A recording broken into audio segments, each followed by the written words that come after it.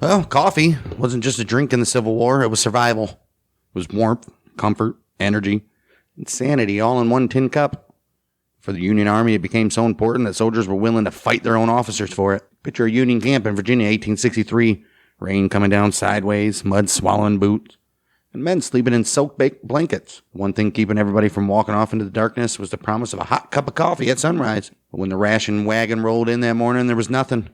No beans, no grounds, not even the bitter sweepings from the bottom of old sack. The men stared at the empty barrels like they were staring into the graves of their fathers. In the Army of the Potomac, that missing ration was enough to spark shouting, arguments, and the early rumblings of mutiny. Officers wrote home that they feared discipline might collapse entirely if the shortage lasted more than a few days. Coffee was issued in whole beans. Soldiers roasted it themselves over campfires.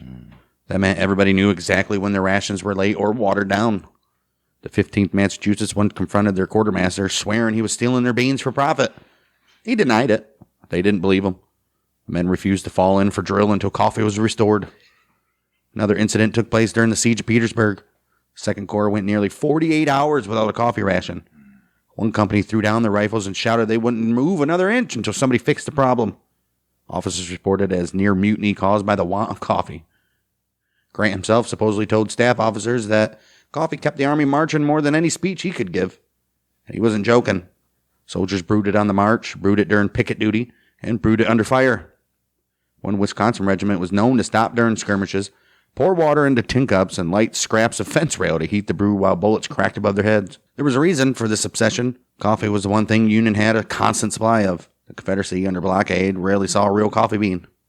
That made the drink a kind of a morale weapon, a symbol of the industrial might of the North. So when the supply faltered, even for a moment, tempers broke. Ranks wobbled, and more than one officer had to calm a company of wide-eyed, jittery soldiers who were angry, exhausted, and desperate for the only comfort they could count on. Coffee wasn't a luxury. It was the fuel of the Union war machine.